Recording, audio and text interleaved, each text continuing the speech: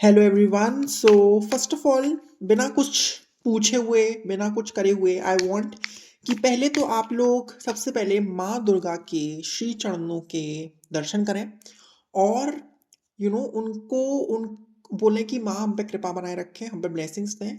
और आज की जो रीडिंग है वो सही जनता तक पहुँचे जिनको इसकी सबसे ज़्यादा ज़रूरत है। मुझे बहुत स्ट्रांगली फील हो रहा है, कुछ लोग बहुत ही मेजर ट्रांसफॉर्मेशंस में जाने वाले हैं। तो सबसे पहले हम आपको कंफर्म करेंगे कि ये रीडिंग है किसके लिए। तो first of all we will see for home this reading is.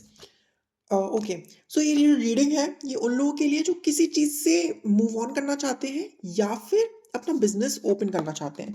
Because I see a lot of Ketu energy, isolation की एनर्जी। अगर आप कैंसर यानी कि कर्क असेंडेंट हो या कर्क वीनस हो या कर्क सन हो तो ये रीडिंग आपके लिए है। अगर आप बहुत ज़्यादा इमोशनल फील करते हो, एक्सट्रीम्स ऑफ इमोशंस हैं आपके, आप बहुत जल्दी खुश हो जाते हो, बहुत जल्दी दुखी हो जाते हो, तो ये रीडिंग आपके लिए है। अगर आप दो मन में रहते हो तो ये रीडिंग आपके लिए है। अगर आप कुछ नया बिजनेस सेटअप ओपन करना चाहते हो या फिर आप एक नया venture, any type of venture, new relationship, अगर आपकी शादी तय हुई है, आप शादी की प्रिपरेशंस कर रहे हो, तो ये रीडिंग आपके लिए है। So we saw for home this reading is. Now we will see what is that urgent intuitive message that is coming for you all. क्योंकि बहुत भयंकर इंट्यूशन आ रहा है, कुछ तो बड़ा होने वाला है। और लेट्स सी कि क्या होने वाला है, किस डायरेक्शन में। जैसे आपको पता है मेरी रीडिंग जो है वो होती है हमेशा your past energy, present energy and future energy, उसके साथ आउटकम और आउटकम का क्लैरिफिकेशन। ये मेरा रीडिंग का सेटअप है। So I ask the dear cards कि माता रानी आपके सामने है, आपके ऊपर उनकी योगिनियों की कृपा बनी रहे और you know guide me through the collective कि उनके लिए क्या इंट्यूटिव मैसेज आ रहा है, मेरे कलेक्टिव्स को क्या जानने की ज़रूरत है एट प्रेजेंट।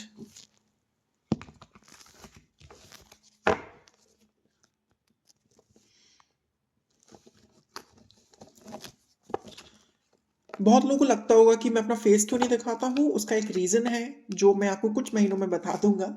लेकिन प्लीज़ मेरी आप लोगों से दिली इच्छा है कि प्लीज़ चैनल सब्सक्राइब कीजिए। लोग देखते हैं, चैनल सब्सक्राइब नहीं करते हैं, शेयर नहीं करते हैं।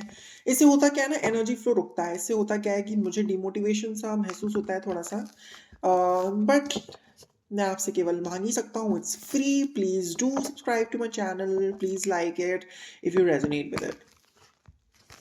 Okay, what is the guidance coming for the collective? Cards, please help me with that. Okay. Oh, suddenly cards feel lighter. The past energy of the collective, the present energy of the collective, and the future energy of the collective. Okay. और जहाँ पे भी clarification की जरूरत होगी वहाँ पे clarification कर लिया जाएगा। ओके, द पास्ट में you are very emotionally mature. I personally feel you are emotionally mature. मतलब आप बहुत खुश रहने वाले थे। होता है ना कि अगर हमसे कोई हेल्प मांगता है जेन्युइनली तो उसकी हेल्प करते हैं, लेकिन आप इमोशनल फूल नहीं थे। इमोशनली मैच्योर इंसान क्या होता है ना, वो इमोशनल फूल नहीं होता। उसे पता होता है अपने आप को इन्वेस्ट कहाँ करना है और इन्वेस्ट कहाँ नहीं करना है। आप पास्ट में मुझे ऐसा लगता है बहुत नर्चरिंग थे, लेकिन with boundaries. You were a very healthy person in terms of emotions previously. Present में भी आप जो हो थोड़ी बाउंड्री स्ट्रिक्ट करी है आपने। आपके साथ कुछ तो लोगों ने गलत किया हो सकता है। मुझे लव का नहीं नजर आ रहा, मुझे लगता है कोई ग्रुप कॉन्फ्लिक्ट था। आपके दोस्तों ने आपको ऊपर जैसे कहते हैं ना दोस्ती का ब्रेकअप, हो सकता है वो हुआ हो। पता नहीं क्यों मुझे ऐसा लग रहा है कि कहीं पे तो आपकी ग्रुप में लड़ाई हुई है किसी पब्लिक प्लेस पे, तो हो सकता है वो हुआ। तो आप वो लोग आपसे कनेक्ट कर रहे होंगे या वो लोग आपसे कनेक्ट करना चाहते होंगे, लेकिन आप इंटरेस्टेड नहीं हो उनसे कनेक्ट करने के लिए। आपने अपनी बाउंड्रीज बहुत स्ट्रांग बना रखी हैं। तो वही जजमेंट का कार्ड मुझे शो कर रहा है कि you are serving judgments, you are being very pragmatic about it. Future में, ओ माय गॉड, फ्यूचर में yes, continue this because future में you are going to you are going to meet your soul family. मुझे ऐसा लगता है कि जिन लोगों से आप पहले घिरे हुए थे ना, जिनके लिए आप नर्चर फील कर रहे थे, आपको ऐसा लग रहा था कि मैं जिनको हेल्प कर रहा हूँ, दे डिजर्व हेल्प, लेकिन अब आपको समझ में आ गया कि नहीं, they are not your people, you feel abandoned around them. एक होता है अकेले रहना, और एक होता है जब ग्रुप में रह के भी अकेले होना, तो वो बहुत गंदी फीलिंग होती है। मुझे ऐसा लगता है कि कहीं ना कहीं वही आपका टावर मूवमेंट था। लेकिन अब मुझे लाइट कार्ड्स क्यों लगने लगे थे, अब मुझे समझ में आता है, because now you going to meet your soul family, the people who are going to make you forward towards your soul purpose, the people who are going to serve your opportunities, the people who really want you to climb up the ladder of success. तो मुझे ऐसा लग रहा है कि आप सिर्फ अपने लिए नहीं, जिस तरीके से स्टार होता है, उसका स्टार को चमकते हुए देखने में भी हमें बहुत अच्छा लगता है। तो मुझे लगता है कि वही कुछ होने वाला है। आप लोग जो हो बहुत ही इम्पोर्टेंट पार्ट प्ले करने वाले लोगों की लाइफ में, और वो जो लोग होंगे ना, वो आपकी सोल फैमिली होगी। अ, हो सकता है कि आपकी लाइफ में कोई air sign person means your Libra person, Libra की मुझे एनर्जी आ रही है, लीब्रा का आ सकता है, या फिर कोई ऐसा व्यक्ति आपकी लाइफ में आ सकता है जो किसी सोशल मीडिया से रिलेटेड हो, या आप अपनी सोशल मीडिया में ग्रो करना चाहते हो। अ, कहीं न कहीं मुझे ऐसा ऐसा नज़र भी आ रहा है कि कहीं जो कलेक्टिव होगा ना, मोस्ट ऑफ द लोग जो होंगे वो सैटर्न की एनर्जी बहुत कैरी करते होंगे।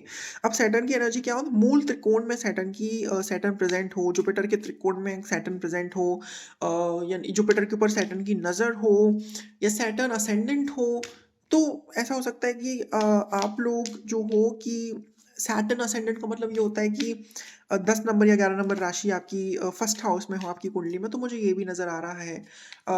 आप किसी हीलिंग प्रोफेशन में हो सकते हो, not healing specifically reiki healing, not spiritual healing. I feel like dentistry, ayurveda, homeopathy, allopathy, इन सब में ये हीलिंग प्रोफेशन से फार्मेसी वगैरह में हो, तो मुझे ऐसा नज़र आता है।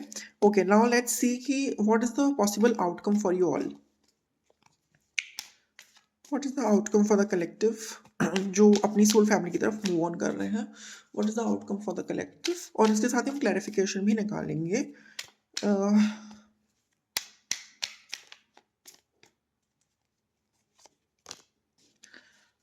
या you are going to become a little more stronger with your boundaries. ये जो कुछ भी हुआ ना, ये आपकी लाइफ में इसलिए हुआ था जिससे कि आप जो हो अपनी लाइफ में बाउंड्रीज सीखें। बाउंड्रीज नहीं दिख रही थी, लेकिन अब हो गई हैं, और ये सोल फैमिली आपको बताएगी कि किस तरीके से अपनी बाउंड्रीज को मैनेज कर सकें, बाउंड्रीज को स्ट्रॉन्ग रख सकते हैं। देखो, जरूरी नहीं कि हमें रिश्ता बचाने के लिए बाउंड्रीज को नीचे करना जरूरी है। एक होती है बाउंड्रीज, और एक होते हैं गार्ड्स। और मुझे पर्सनली फील होता है कि आपके जो गार्ड्स थे वो तो हाई थे, पर बाउंड्रीज हाई नहीं थी। गार्ड्स हाई का मतलब ये होता है कि आप जिन लोगों के लिए थे ना, आप उनके लिए मर जाते थे, लेकिन कोई आपको समझाता था कि तू गलत कर रहा है या गलत कर रही है, तो आप जो थे उनको बिल्कुल ही जिसे कहते हैं हाथ दिखा के निकल जाते थे। लेकिन अब वो नहीं कर रहे हो, अब आपकी बाउंड्रीज हैं, गार्ड्स नहीं है। तो you're becoming a little straightforward, you're becoming something more generous. Now we will clarify this Queen of Swords की energy. uh,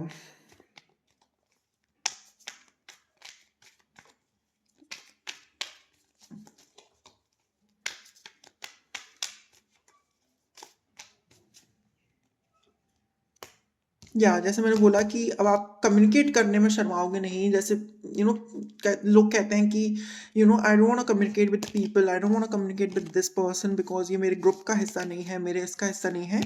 लेकिन अब जो है, आप इस चीज़ से डरोगे नहीं। अब आप अपना होराइजन एक्सपेंड करने वाले हो।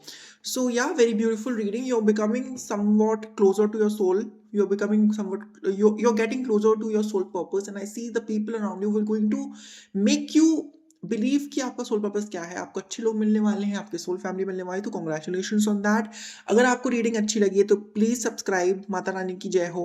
और thank you so much. Please like my video and comment करना मत भूलना। कमेंट्स में आपके पढ़ता हूँ, और मुझे बहुत ही ज़्यादा मोटिवेशन मिलता है कमेंट पढ़ के। तो thank you so much. Radhe Radhe, जय श्री कृष्ण।